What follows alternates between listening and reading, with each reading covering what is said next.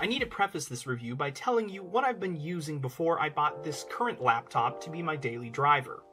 I had a custom-built desktop for gaming and power-hungry work, and a cheap $250 Lenovo Yoga 11E for in-class note-taking. I decided, for various reasons, to sell my gaming desktop at the end of November and investigate getting a laptop as a replacement. I initially was looking at gaming laptops, but I found them to be the worst of both worlds for me.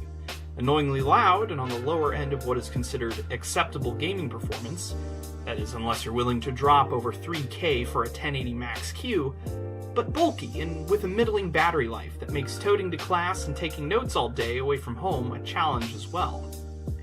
Then Razer announced the latest quad-core Blade Stealth, and my focus turned to the world of modern Ultrabooks.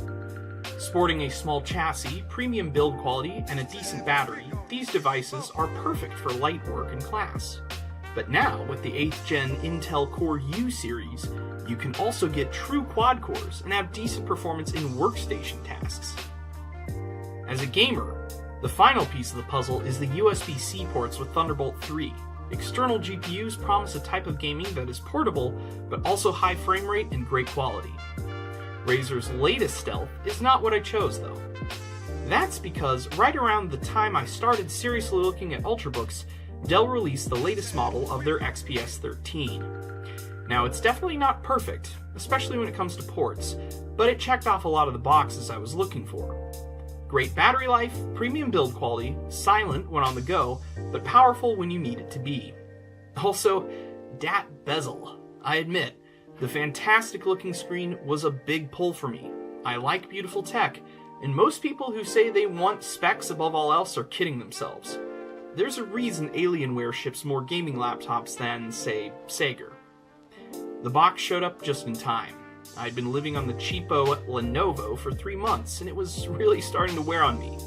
Then, the day after I ordered my XPS with most of the trimmings, 16 gigs of RAM, i7, 4K touchscreen, and a 512 gig SSD, the Lenovo died in the middle of a BIOS update and is bricked unless I choose to send it back in for repairs.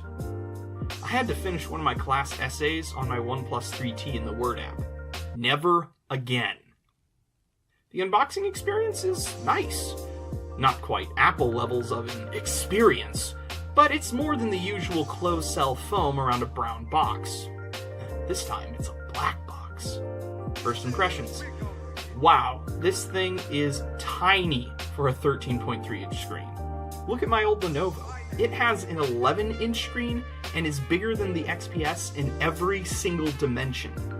When I heft the Dell, it doesn't feel tanky in the way my Lenovo did with its thick plastic and rubberized edges, but it feels sturdy. It's like stepping into an Audi after driving a Corolla. They're both well built, but each is known for a different kind of quality. The next big part was the screen. It's excellent. Super bright, sharp, and the color makes my external monitor look washed out in comparison. My roommate's 2015-era MacBook looks positively ancient next to this thing. Now, I can't say using a high DPI screen on Windows is entirely painless, but it's so much better than it used to be. I was even able to spin up a Linux Mint VM and get that to scale nicely. Hooray! The keyboard experience is good. I type on a full-size keyboard with cherry browns and custom keycaps, but I don't mind using this backlit keyboard at all.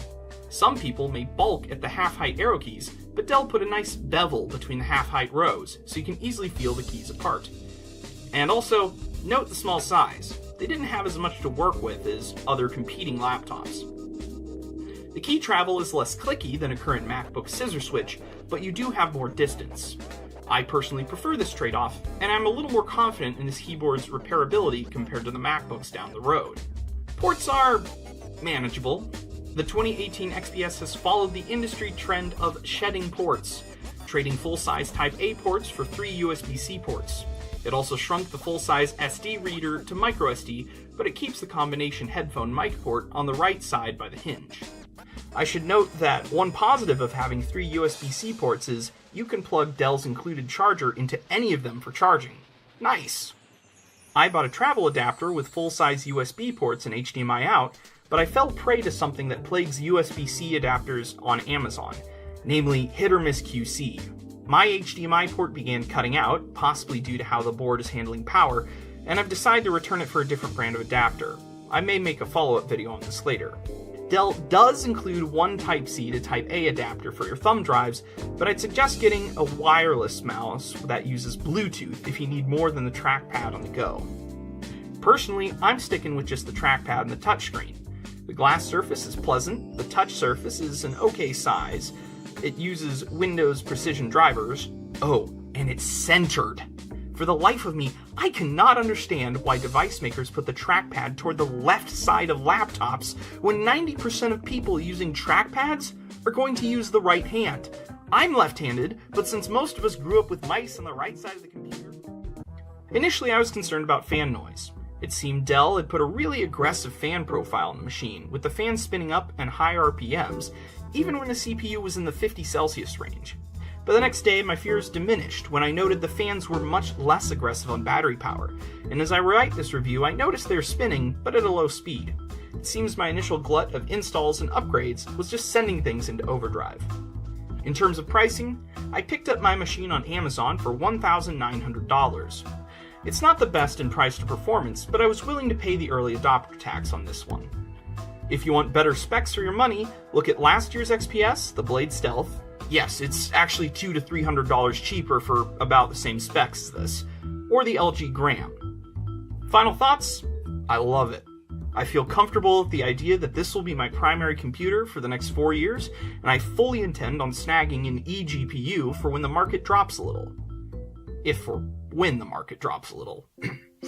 Using this laptop reminds me of why I like tech, because when it's done well and you're willing to pay for it, modern computers really have it all.